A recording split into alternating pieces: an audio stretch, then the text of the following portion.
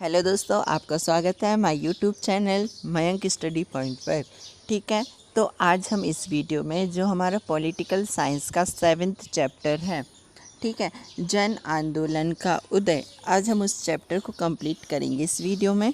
ठीक है, इस वीडियो में जो मैंने आपके क्वेश्चन सिलेक्ट किए हैं वो आपके प्रीवियस ईयर्स बोर्ड एग्जामिनेशन में जो आपके क्वेश्चंस आ चुके हैं वो हैं। और चैप्टर की वीडियो मैं इसलिए नहीं बनाता, आपको पता होगा, क्योंकि चैप्टर आपके इसके बहुत बड़े बड़े हैं। आपके बोर्ड के पर्पस से इम्पोर्टेंट ये होता है कि आपके कॉन्सेप्ट क्लियर होने चाहिए पूरे चैप्टर के। तो ये क्वेश्चन मैंने जो सिलेक्ट किया आपके वो चैप्टर के कॉन्सेप्ट के अकॉर्डिंग सेलेक्ट किए हैं। यानी जैसे जैसे इन क्वेश्चन से ही आपका जो पूरा चैप्टर है वो कंप्लीट हो जाएगा और इस चैप्टर में आपको कोई प्रॉब्लम फिर जाने नहीं वाली है। ठीक है, तो आपसे एक रिक्वेस्ट ज़रूर है, इस वीडियो को पूरा ज़रूर देखिएगा। ये चैप्टर थोड़ा सा बड़ा चैप्टर है, क्योंकि इसमें जो हमारे जन आंदोलन अभी तक हुए हैं उन सभी आंदोलनों का डिस्क्रिप्शन हम थोड़ा थोड़ा पढ़ेंगे, तो ये वीडियो थोड़ी सी लंबी हो जाएगी। तो प्लीज़ आप इस वीडियो को पूरा ज़रूर देखिएगा। ठीक है, मैं कोशिश करूँगा कि आपकी ये वीडियो ज़्यादा लंबी ना हो, क्योंकि मुझे भी पता है ज़्यादा लंबी वीडियो से आप बोर हो जाते हो। ठीक है, तो मैं कोशिश ये करूँगा कि इस तरीके से समझाऊँ आपको कि आप बोर भी ना हो और आपको ये चैप्टर भी क्लियर हो जाए और आपका पूरा चैप्टर इस वीडियो में कवर भी हो जाए। ठीक है, तो हम चैप्टर शुरू करते हैं। 7th चैप्टर है ये हमारा पॉलिटिकल साइंस का। इसके 6th चैप्टर हम पहले वाली वीडियो में कर चुके हैं, अगर आपने नहीं देखे तो वो देख सकते हो। तो 7th चैप्टर का नाम है जन आंदोलन का उदय। ठीक है, तो पहले हम इसका मीनिंग समझेंगे चैप्टर का। जन आंदोलन का उदय, जन आंदोलन यानी लोगों के द्वारा किए गए आंदोलन। ठीक है, अब आंदोलन क्या होता है? अब कोई यानी सरकार कोई भी नीतियां बनाती हैं तो वो जनता को जब अच्छी नहीं लगती या फिर जनता के हित में नहीं होती, तो जनता उस नीति को टालने के लिए यानी उस नीति को ख़त्म करने के लिए आंदोलन करती है। अब उसे हम आंदोलन बोलते हैं। अब जनता आंदोलन करेगी तो उसे हम जन आंदोलन बोलेंगे। तो भारत में जो जन आंदोलन का उदय हुआ था, हम उसके बारे में इस चैप्टर में पढ़ेंगे कि भाई भारत में कौन कौन से आंदोलन हुए।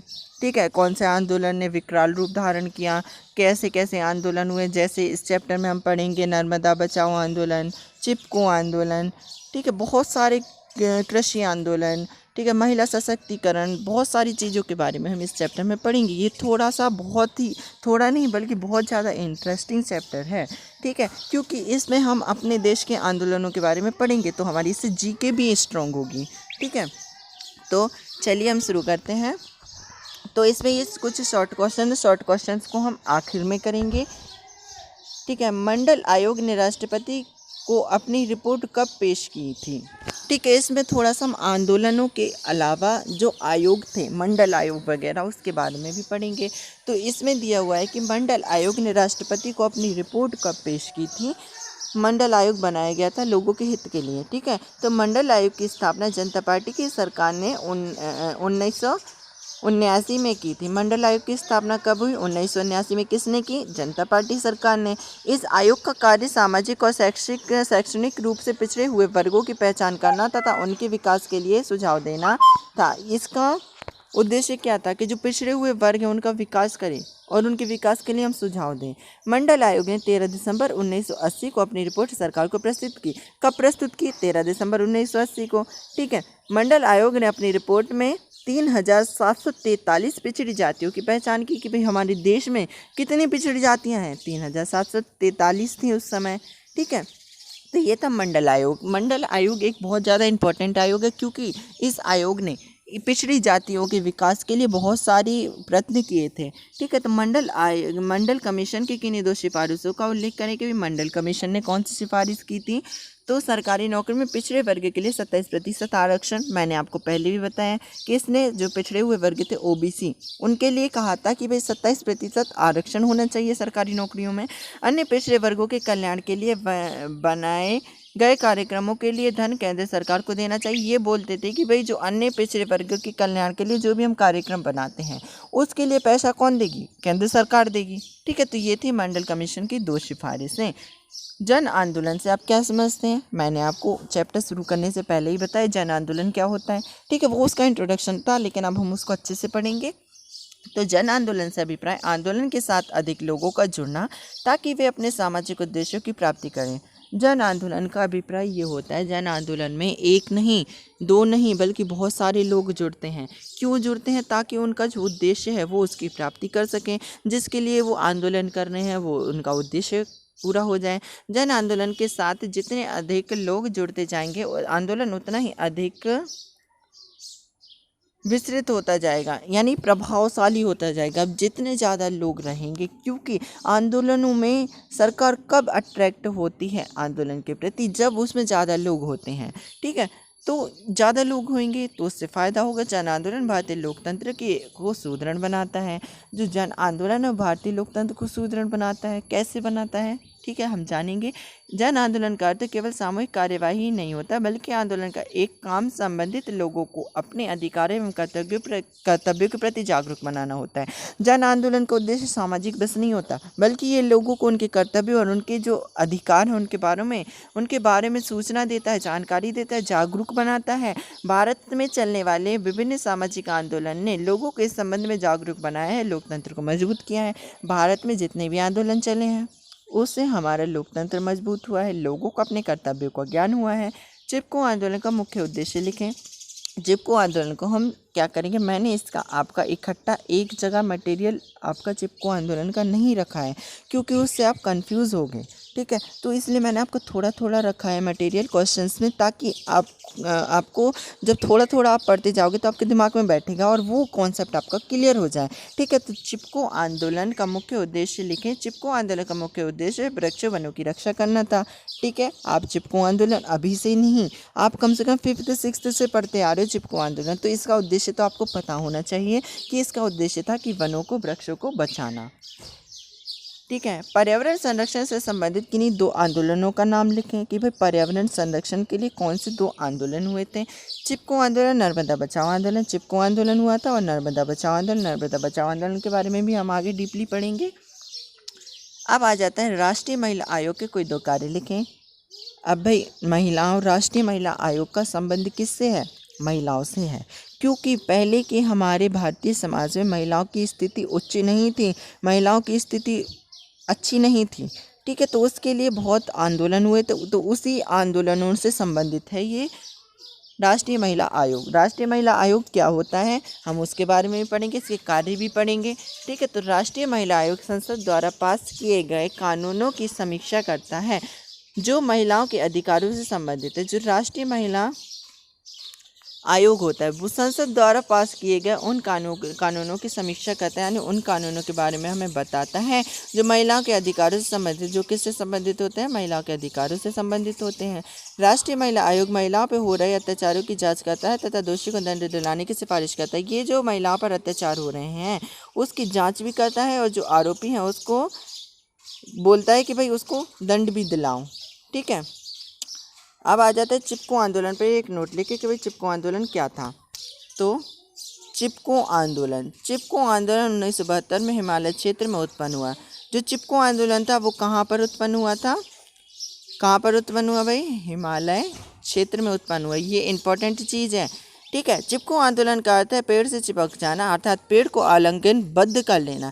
चिपको आंदोलन में लोग क्या होते थे? पेड़ से चिपक जाते थे। एक ठेकेदार ने गांव के समीप जंगल में अपने कर्मचारियों को पेड़ काटने के लिए भेजा था। एक जो ठेकेदार था उसने गांव अपने कर्मचारियों को भेज दिया गांव में पेड़ काटने के लिए। ठीक है, जिसके कारण कर्मचारी पेड़ नहीं काट सके। अब वहाँ की जो महिलाएं थी वो क्या हुई थी? पेड़ों से चिपक गई थी, जिसके कारण जो लोग यानी जो कर्मचारी थे वो पेड़ नहीं काट पाए थे। तो ये हो गया हमारे पास चिपको आंदोलन। ठीक है, अब आ जाता है चिपको आंदोलन के बारे में हमने थोड़ा सा जान लिया। एक चीज़ और इम्पोर्टेंट होती है कि आपको इसमें याद रखना होगा कि ये किसके नेतृत्व में किया गया था चिपको आंदोलन, यानी इसके नेता कौन थे? सुंदरलाल बहुगुणा के नेतृत्व में किया गया था। कई बार आपके शॉर्ट क्वेश्चंस यानी 1 नंबर के क्वेश्चंस में आ जाता है, तो आप इसको ईजिली बता पाओगे। ठीक है, अब आ जाता है सूचना के अधिकार पर एक टिप्पणी लिखें। ये सूचना का अधिकार था, इसे पहले संविधान में अंकित नहीं किया गया था, लेकिन इसे फिर बाद में अंकित किया गया था। ठीक है, तो आज हम इसके बारे में जानेंगे। तो सूचना का अर्थ है नागरिकों को ज्ञात होना चाहिए कि सरकार उनके कल्याण के लिए क्या योजनाएं बना रही हैं। सूचना के अधिकार का मीनिंग ये होता है कि सरकार को भी पता होना चाहिए कि सरकार उनके कल्याण के लिए कौन सी योजनाएं बना रही है, यानी जानकारी होनी चाहिए उन्हें। ठीक है, किस योजना का कितना धन एवं क्यों खर्च कर रही है। अब भाई सरकार किसी योजना पर कोई भी योजना बनाती है, ठीक है, तो क्या होता है, उस पर खर्च होता है, तो जनता को वो पता होना चाहिए कि भाई कितना खर्च हो रहा है, किस लिए खर्च हो रहा है। ठीक है, इस प्रकार की जानकारी जब हम सरकार से प्राप्त करते हैं तो उसे सूचना कहते हैं। जब इस प्रकार की जानकारी हम सरकार से लेंगे तो वो क्या होगी, सूचना होगी। ठीक है, सन 2005 में पारित सूचना के अधिकार के कानून में यह प्रावधान किया गया। सूचना का अधिकार कब पारित हुआ, 2005 में। तो उसमें यह प्रावधान किया गया है कि कानून की कोई भी नागरिक सलाह, विचार विमर्श, ईमेल, अभिलेख, दस्तावेज, प्रेस विज्ञापन मीडिया द्वारा प्रसारित आंकड़े से ऐसी प्रत्येक सूचना सरलता से प्राप्त कर सकते हैं जिस तक कि किसी सार्वजनिक अधिकारी की कानून तक पहुंचे। यानी इन सभी से वो क्या कर सकते हैं, अपनी सूचना प्राप्त कर सकते हैं कि भाई सरकार ने जो योजनाएं बनाई हैं उनका लोगों को कितना लाभ हो रहा है, उनकी सूचनाएं वो प्राप्त कर सकते हैं। ठीक है, आवेदनकर्ता को 10 रुपये के मामूली शुल्क के साथ दस्तावेजी की प्रतिलिपि तथा सीडी जन सूचना अधिकारी को देनी होगी। अब भाई कोई भी व्यक्ति मांग कर देता है जन सूचना अधिकारी से कि भाई हमें इसकी प्रतिलिपि चाहिए या फिर इसकी सीडी चाहिए, तो उसे कितने रुपए में मिल जाती है, 10 रुपये में ईजीली मिल जाती है। तो ये था आपका सूचना आयोग कब पारित हुआ था। ये सूचना आयोग कब पारित हुआ, 2005 में। ये आपको याद रखना है क्योंकि कई बार शॉर्ट क्वेश्चंस में ये पूछ लिया जाता है।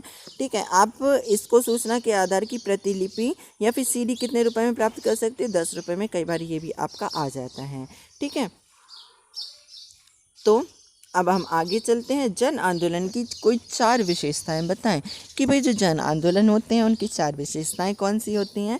जन आंदोलन ने समाज के उन नए वर्गों की आज़ादी, आर्थिक समस्याओं की अभिव्यक्ति दी जो अपनी समस्याओं को चुनावी राजनीति के माध्यम से हल नहीं कर पाए।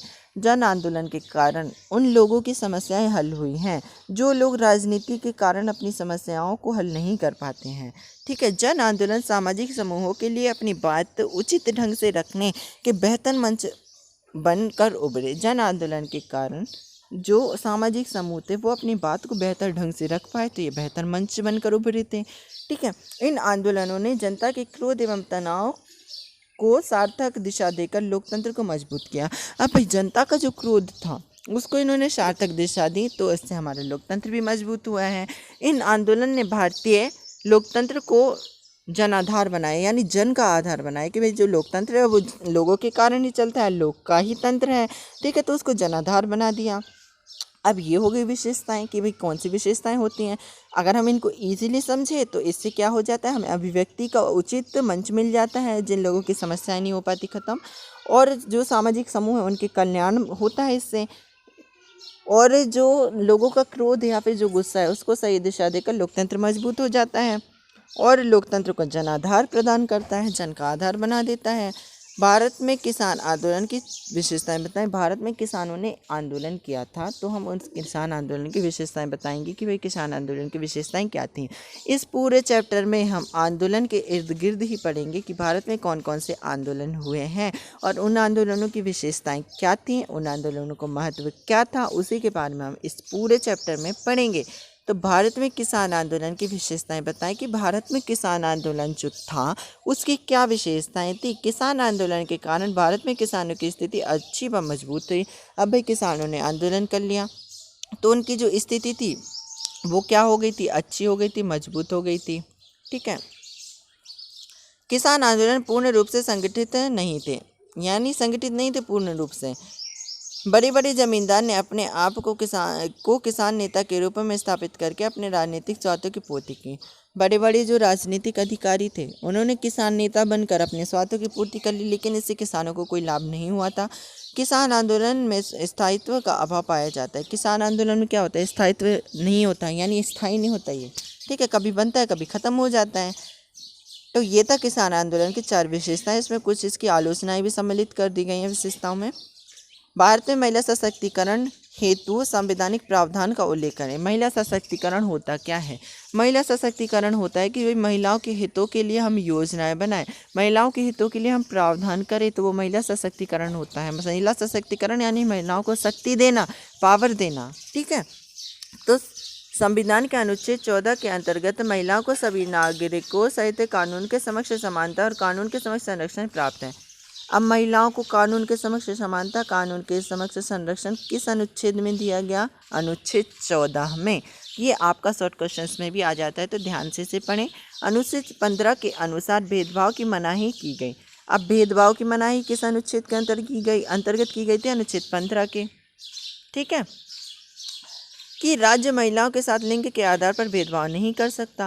अब जो राज्य वो महिलाओं के साथ लिंग के आधार पर भेदभाव नहीं कर पाएगा। अनुच्छेद 15 के अंतर्गत यह व्यवस्था की गई कि राज्य महिलाओं और बच्चों के कल्याण के लिए विशेष कदम उठाएगा। और अनुच्छेद 15 के अंतर्गत ये व्यवस्था भी की गई थी कि जो राज्य वो महिलाओं के कल्याण के लिए उचित योजनाएं भी बनाएगा। अनुच्छेद 39 का के अनुसार राज्य अपनी नीति के संचालन इस प्रकार करेगा कि सभी स्त्री पुरुष को समान रूप से आजीविका के पर्याप्त साधन प्राप्त हो। अब अनुच्छेद 39 का में क्या किया गया था? ये किया गया था कि जो महिलाओं और पुरुषों को अपनी आजीविका के साधन अच्छे से मिल पाए। अनुच्छेद 39 घ के अनुसार स्त्रियों और पुरुषों को समान काम के लिए समान वेतन मिले। अब भाई समान काम के लिए समान वेतन का प्रावधान किस अनुच्छेद में किया गया? अनुच्छेद 39 घ में। ठीक है, तो ये था भारत में महिला सशक्तिकरण हेतु संवैधानिक प्रावधान, यानी संविधान में व्यवस्था की गई थी महिला सशक्तिकरण के लिए। ठीक है, सॉरी दोस्तों, मैं माफ़ी चाहता हूँ, ये आपकी वीडियो थोड़ी सी लंबी हो रही है, लेकिन मेरा उद्देश्य ये है कि वीडियो भला ही लंबी हो जाए, आप इसको थोड़ा थोड़ा करके देख लेना। ठीक है, मुझे कोई प्रॉब्लम नहीं है, लेकिन मेरा उद्देश्य ये है कि आपके जो कॉन्सेप्ट है वो क्लियर हो जाए, ताकि मेरा जो उद्देश्य है वीडियो बनाने का वो कंप्लीट हो जाए। ठीक है, तो राष्ट्रीय महिला आयोग पर नोट लिखें। अब हमने उसके संवैधानिक प्रावधान पढ़ लिए कि भाई राष्ट्रीय महिला सशक्तिकरण के लिए कौन से प्रावधान हुए। अब हम पढ़ रहे हैं राष्ट्रीय महिला आयोग पर नोट कि भाई राष्ट्रीय महिला आयोग था क्या। राष्ट्रीय महिला आयोग की स्थापना महिलाओं की स्थिति सुधारने के लिए की गई। अब भाई राष्ट्रीय महिला आयोग की स्थापना क्यों की गई? महिलाओं की स्थिति सुधारने के लिए। इस आयोग में एक अध्यक्ष 5 अन्य सदस्य होते हैं। अब भाई क्वेश्चन ये आ जाता है कि महिला आयोग में कितने अध्यक्ष और कितने सदस्य होते हैं? तो एक अध्यक्ष होता है और 5 अन्य सदस्य होते हैं। ठीक है, अब आ जाता है अध्यक्ष की नियुक्ति केंद्र सरकार द्वारा की जाती है। अध्यक्ष की नियुक्ति कौन करता है? केंद्र सरकार करती है। ठीक है, वर्तमान समय में गिरिजा व्यास राष्ट्रीय महिला आयोग की अध्यक्ष हैं। अब आ जाता है भाई क्वेश्चन कि प्रेजेंट में राष्ट्रीय महिला आयोग के अध्यक्ष कौन है? तो श्रीमती गिरिजा व्यास। ठीक है, अन्य सदस्यों की नियुक्ति ऐसे व्यक्तियों में से की जाती है जो कानून के जानकार हो। अब अन्य व्यक्तियों की नियुक्ति किन सदस्यों में से करते हैं? जिनको कानून की जानकारी हो। ठीक है, जो कानून के जानकार हो, प्रशासनिक योग्यता रखते हैं और महिलाओं के कल्याण के इच्छुक हों। जो कानून के जानकार हो भाई उनके पास कुछ प्रशासनिक योग्यताएं हो और महिलाओं की क्या बोलते हैं, विकास में रुचि रखते हो कि भी महिलाओं की स्थिति सुधरे, इच्छुक हों। आयोग का एक सचिव होता है जिसकी नियुक्ति केंद्र सरकार द्वारा की जाती है। अब भाई क्वेश्चन है हमारे पास, ताड़ी विरोधी आंदोलन की कुछ 4 प्रभाव बताएं कि जो ताड़ी विरोधी आंदोलन था उसके प्रभाव क्या थे। ठीक है, तो ताड़ी विरोधी आंदोलन के कारण महिलाओं में काफ़ी जागरूकता फैली। अब भाई ताड़ी विरोधी आंदोलन किस लिए था? महिलाओं के लिए ही था, तो उसके कारण महिलाओं में जागरूकता फैली थी। महिलाएं अब घरेलू हिंसा के मुद्दे पर खुलकर बोलने लगी। इसका अच्छा हमारे लिए क्या था कि जो महिलाएं थी वो जो उनके साथ घरेलू हिंसा होती थी उसमें वो खुलकर क्या करती थी? बोलने लगी थी। इस आंदोलन के कारण दहेज प्रथा, कार्यस्थल एवं सार्वजनिक स्थानों पर यौन उत्पीड़न के मामले मुख्य मुद्दे थे। यानी जो सार्वजनिक स्थानों पर यौन उत्पीड़न होता है वो उसके क्या थे? मुख्य मुद्दे थे। आंदोलन के कारण लैंगिक समानता के सिद्धांत पर आधारित व्यक्तिगत एवं संपत्ति कानूनों की मांग की जाने लगी। ठीक है, इसका फ़ायदा ये हुआ था। नेक्स्ट क्वेश्चन है, भारतीय किसान यूनियन की मुख्य मांगें क्या थी?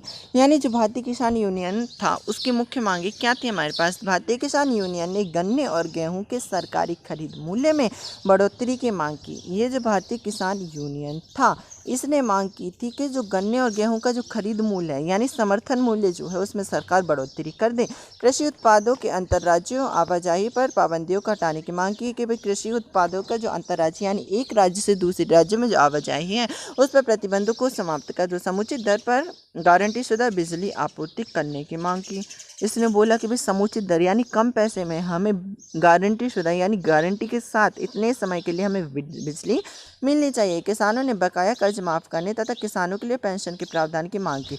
किसानों ने बोला कि भाई जो हमारा बकाया कर्ज है वो हमारा माफ़ हो जाए और हमारा जो कर्ज है वो माफ़ हो जाए, हमारे लिए पेंशन भी बांधी जाए। तो ये था इसका मुख्य पॉइंट कि किसानों ने क्या मांग की थी। उन्होंने कहा था कि भाई हमारा कर्ज माफ़ हो जाए और हमारे लिए पेंशन का प्रावधान भी कर दिया जाए। तो ये था भारतीय किसान यूनियन की मुख्य मांगे।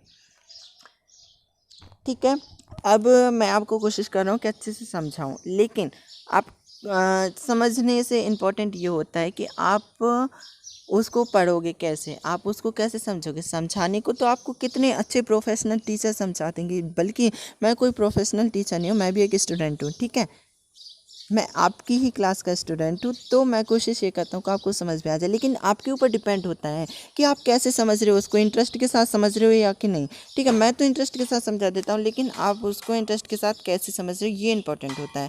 फिर आप उसको पढ़ोगे कैसे ये इंपॉर्टेंट होता है। ठीक है, समझाने को तो बहुत अच्छे प्रोफेशनल टीचर समझा देंगे, किसी को भी समझा देंगे, लेकिन डिपेंडेंट तो आप पे ही है। ठीक है, तो नेक्स्ट क्वेश्चन है हमारे पास, महिला सशक्तिकरण वर्ष 2001 की मुख्य घोषणाएं बताएं कि जो महिला सशक्तिकरण वर्ष 2001 था उसकी मुख्य घोषणाएं क्या थी। महिलाओं को आर्थिक पक्ष में सुदृढ़ बनाने के लिए महिला कोष गठित किया जाएगा। इसकी घोषणा ये थी कि महिलाओं को जो आर्थिक पक्ष है उसको हमें सुदृढ़ बनाना है, तो उसके लिए हम महिला कोष आयोग का गठन करेंगे। महिलाओं को आत्मनिर्भर बनाने के लिए स्वशक्ति योजना लागू की जाएगी। अब भाई हमें महिलाओं को आत्मनिर्भर बनाना है, तो उसके लिए हम स्वशक्ति योजना लागू करेंगे। आपदाग्रस्त महिलाओं के पुनर्वास के लिए स्वाधार योजना लागू चलाई जाएगी, यानी कोई आपदा आ जाती है अगर महिलाओं पर, तो फिर अगर हमें उनका पुनर्वास करना है तो उसके लिए हम क्या करेंगे, स्वाधार योजना चलाएंगे। महिलाओं को संसद एवं राज्य की विधानसभा में 33% स्थान आरक्षित करने के प्रयत्न किए जाएंगे कि भाई महिलाओं को विधानसभा एवं संसद में क्या करेंगे, हम 33% आरक्षण देंगे। तो भाई ये हमारे पास कई बार शॉर्ट क्वेश्चन में आ जाते हैं कि महिलाओं को 33% आरक्षण किस प्रावधान के अंतर्गत दी गई थी। तो ये महिला सशक्तिकरण 2001 के प्रावधान के अंतर्गत दी गई थी कि भाई महिलाओं को 33% आरक्षण दे दिया जाएगा संसद में। महिला सशक्तिकरण की आवश्यकता के कारण बताएं कि भाई महिला सशक्तिकरण की आवश्यकता हमें क्यों हुई।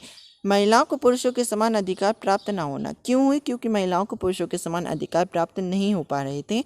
महिलाओं की आर्थिक स्थिति निम्न स्तर की होना और इसके लिए पुरुषों का निर्भर न होना, यानी महिलाओं की स्थिति निम्न स्तर की थी, वो पुरुषों पर ज़्यादा निर्भर थी। सामाजिक स्तर पर महिलाओं का कमज़ोर होना, जो महिलाएं थी वो सामाजिक स्तर पर बहुत कमज़ोर थी। महिलाओं को राजनीतिक अधिकार प्राप्त न होना, महिलाओं को राजनीतिक अधिकार भी प्राप्त नहीं थे। कृषक आंदोलन से आप क्या समझते हैं। ये था महिला सशक्तिकरण की आवश्यकता के कारण कि भाई महिला सशक्तिकरण की आवश्यकता क्यों थी। ठीक है, अब आ जाता है हमारे पास कृषक आंदोलन। हमने कृषक आंदोलन की मांगे पढ़ ली कि कृषक आंदोलन ने कौन सी मांगे की, उसकी विशेषताएं क्या थी। अब हम जानेंगे कि कृषक आंदोलन था क्या। ठीक है, तो जो आंदोलन कृषकों के हितों की पूर्ति के लिए चलाए जाते हैं उन्हें कृषक आंदोलन कहते हैं। यानी कृषक जो किसान हैं उनके हितों की पूर्ति के लिए जो आंदोलन चलाए जाएं वो क्या होते हैं, कृषक आंदोलन होते हैं। भारत एक कृषि प्रधान देश है, ये लाइन तो आपको रट गई होगी। हर एक क्वेश्चन में मोस्टली अगर किसानों से संबंधित कोई बात आती है तो ये लाइन जरूर आती है कि भारत कृषि प्रधान देश है। ठीक है अतः यहाँ पर किसानों से संबंधित दबाव समूहों द्वारा किसानों को अपने हितों की पूर्ति के लिए जागरूक करके आंदोलन करते रहते हैं। जो किसानों के हितों के बारे में सोचते हैं वो किसानों को जागरूक करने के लिए क्या करते हैं, आंदोलन करते हैं। ठीक है, उदाहरण के लिए स्वतंत्रता प्राप्ति के पश्चात भारत में तिभागा आंदोलन, तेलंगाना आंदोलन, नक्सलवादी आंदोलन चलाए गए। ये आंदोलन किससे संबंधित थे, किसान से संबंधित थे। ठीक है, अब आ जाता है किन्हीं दो किसान आंदोलनों के नाम ले कि भाई किसान आंदोलन के नाम कौन से किसान आंदोलन हैं जो हमारे यहाँ चलाए गए हैं। तिभागा आंदोलन, तेलंगाना आंदोलन। एक था तिभागा आंदोलन। तो तिभागा आंदोलन 1986 से 1947, तिभागा आंदोलन 1946 से 47 में बंगाल में प्रारंभ हुआ। कब प्रारंभ हुआ, 1946 से 47 में प्रारंभ हुआ था बंगाल में। यह आंदोलन मुख्यतः जोतदारों के विरुद्ध मंझोले किसानों एवं बंटाईदारों का संयुक्त प्रयास था। इसने इस आंदोलन का मुख्य उद्देश्य क्या था? जोतदारों के विरुद्ध हुआ था ये आंदोलन। इस आंदोलन में कौन थे शामिल? मझोले किसान और बंटाईदार शामिल थे। उनका ये संयुक्त यानी मिलाजुला प्रयास था। इस आंदोलन का मुख्य कारण भीषण अकाल था। यह आंदोलन क्यों किया गया? क्योंकि भीषण अकाल पड़ गया था। तेलंगाना आंदोलन के भी तेलंगाना आंदोलन क्या था? तेलंगाना आंदोलन हैदराबाद राज्य में 1946 में जागीरदारों द्वारा की जा रही जबरदस्त एवं अत्यधिक वसूली के विरोध में चलाया गया। ये जो तेलंगाना आंदोलन था ये कब चला? 1946 में। ठीक है, कब चला था? 1946 में चला था। किस लिए चला था? क्योंकि जो जागीरदार थे वो क्या कर रहे थे? अत्यधिक कर वसूली कर रहे थे, तो उसके विरोध में क्रांतिकाली आंदोलन था। क्रांतिकारी किसानों ने 5000 गुर्रिल्ला सैनिक तैयार किए। क्रांतिकाली आंदोलन ने 5000 कितने सैनिक तैयार किए थे? 5000 कौन से? गुर्रिल्ला सैनिक। और जमींदारों के विरुद्ध संघर्ष आरंभ कर दिया। भारत सरकार द्वारा हस्तक्षेप करने पर यह आंदोलन समाप्त हो गया। लेकिन इस पर भारत सरकार ने हस्तक्षेप कर दिया था तो यह आंदोलन खत्म हो गया था। ठीक है, महिला सशक्तिकरण का अर्थ बताएं कि भाई महिला सशक्तिकरण होता क्या है? महिला सशक्तिकरण से अभिप्राय महिलाओं को अपने व्यक्तित्व के विकास में पूर्ण अवसर उपलब्ध कराना है। महिला सशक्तिकरण का उद्देश्य ये है कि महिलाओं के विकास के लिए हम उसको पूर्ण अवसर उपलब्ध करा दें ताकि वे समाज में पुरुषों के समान सामाजिक जीवन के प्रत्येक क्षेत्र में पूर्ण विश्वास के साथ कार्य कर सकें। महिला सशक्तिकरण के लिए यह अनिवार्य है कि महिलाओं को उनकी वर्तमान उपेक्षित स्थिति से मुक्ति दिलाई जाए। यानी जो उपेक्षित यानी उनकी बिगड़ी हुई स्थिति जो अभी है उससे हम उनको क्या दिला दें? मुक्ति दिला दें। ठीक है, उन्हें आर्थिक क्षेत्र में आत्मनिर्भर बनाया जाए। सामाजिक और राजनीतिक जीवन में उन्हें आगे बढ़ने का अवसर दिया जाए। भाई आर्थिक क्षेत्र में भी वो आत्मनिर्भर हो जाए, सामाजिक और आर्थिक क्षेत्र में भी वो आत्मनिर्भर हो जाए और राजनीतिक क्षेत्र में वो किसी पर निर्भर ना रहें। इन सबसे अधिक महिलाओं को भी इंसान समझा जाए और उन्हें समाज में अपनी भूमिका निभाने का मौका दिया जाए।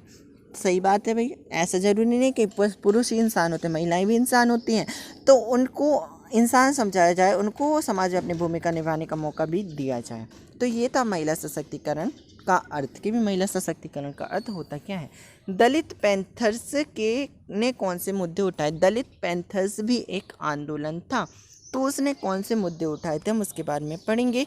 तो दलित पैंथर्स दलित युवाओं का संगठन था। दलित पैंथर्स नामक संगठन में ज़्यादातर शहर की महिला बस्तियों में रहने वाले युवा शामिल थे।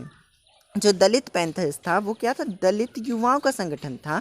दलित पैंथर्स नामक संगठन में ज़्यादातर शहर की महिला बस्तियों में रहने वाले युवा शामिल थे। कहाँ के युवा शामिल थे? शहर की बस्तियों में रहने वाले। ठीक है, दलित पैंथर्स के निम्नलिखित उद्देश्य थे। अब भाई हम दलित पैंथर्स के उद्देश्य पढ़ने के उद्देश्य क्या थे? जाति आधारित असमानता को समाप्त करना। ये चाहता था कि जाति आधारित जो असमानता है वो समाप्त हो जाए। इस संगठन का मुख्य उद्देश्य था आरक्षण के कानूनों को लागू करना, कि भी लोगों को आरक्षण मिलना चाहिए। जो पिछड़ी अनुसूचित जातियाँ हैं, ओबीसी हैं, उनके लिए कोई आरक्षण मिले ताकि वो अपना विकास कर सकें। सामाजिक न्याय की स्थापना करना, ये चाहते थे कि लोगों को सामाजिक न्याय भी मिले। छुआछूत को पूरी तरह समाप्त करना, ये चाहते थे कि छुआछूत पूरी तरह समाप्त हो जाए। तो दलित पैंथर्स ये दलितों ने किया था, तो उन्होंने अपने हितों के बारे में जनता को बताया था। ठीक है, अब आ जाता है चिपको आंदोलन के विभिन्न पहलू बताएं कि भाई चिपको आंदोलन था क्या, इसके पहलू क्या थे। चिपको आंदोलन के निम्नलिखित पहलू सामने आए। चिपको आंदोलन का एकदम नया रूप पहलू यह था कि इसमें महिलाओं ने सक्रिय भागीदारी की। इसका नया रूप क्या था? कि महिलाओं ने इसमें बहुत ज़्यादा भागीदारी कर दी। ठीक है, महिलाओं ने शराबखोरी की लत के खिलाफ भी आवाज़ उठाई। इसके बाद महिलाओं ने शराबखोरी की जो लत थी उसके खिलाफ भी आवाज़ उठाई। ठीक, आंदोलन के कारण सरकार ने अगले 15 सालों के लिए हिमालयी क्षेत्र में पेड़ों की कटाई पर रोक लगा दी। आंदोलन का एक सबसे अच्छा बेनिफिट ये हुआ था कि सरकार ने 15 सालों तक वहाँ पे कोई पेड़ों की कटाई नहीं करवाई, वहाँ पे पेड़ों की कटाई पर रोक लगा दी ताकि वन आच्छादित फिर से ठीक स्थिति में आ सके, यानी फिर से वन जो है वो सुधार की स्थिति में आ सके। तो ये था चिपको आंदोलन के विभिन्न पहलू, यानी चिपको आंदोलन से क्या बेनिफिट हमारे पास हुआ है। ठीक है, तो अब हम जल्दी से इसके शॉर्ट क्वेश्चंस भी कर लेते हैं। ठीक है, तो हरियाणा में शराबबंदी कब लागू हुई? हरियाणा में शराबबंदी सन 1996 में लागू हुई थी। अब भाई शराबबंदी लागू हो जाए तो देश बहुत ही ज़्यादा सुधर जाएगा, लेकिन शराबबंदी हमारे देश में कई बार लागू हुई है लेकिन फिर से उनको हटा दिया गया, फिर से शराब बिकनी शुरू हो गई। ठीक है, तो हरियाणा में शराबबंदी क्यों लागू हुई थी? क्योंकि हरियाणा में भी एक आंदोलन हुआ था, तो उसके अंतर्गत शराबबंदी को 1996 में लागू कर दिया गया था। किस स्थान पर किन्हीं दो हिंदी को राजभाषा बनाने के खिलाफ आंदोलन चला? यानी बोला गया था कि हिंदी को राजभाषा ना बनाओ, तो तमिलनाडु में बोला था। हरियाणा में दलितों के हितों की रक्षा के लिए कौन सा संगठन बना? महाराष्ट्र में महाराष्ट्र में दलितों के हितों की रक्षा के लिए दलित पैंथर्स नाम का संगठन बना। दलित पैंथर्स नाम का संगठन कहाँ बना था? महाराष्ट्र में। ये भी आप उस क्वेश्चन में ऐड कर सकते हो। ठीक है, किन्हीं दो किसान आंदोलनों के नाम बताएं। तिभागा आंदोलन, तेलंगाना आंदोलन। इसका हमने डीपली पढ़ लिया है। सूचना के अधिकार का आंदोलन कब शुरू हुआ, इसका नेतृत्व किसने किया, इसको भी हम पढ़ चुके हैं। सूचना के अधिकार का आंदोलन सन 1990 में शुरू हुआ। कब शुरू हुआ था? सन 1990 में। तथा प्रारंभ इसका नेतृत्व मजदूर किसान शक्ति संगठन ने। किसका नेतृत्व किसने किया? मजदूर किसान शक्ति संगठन ने।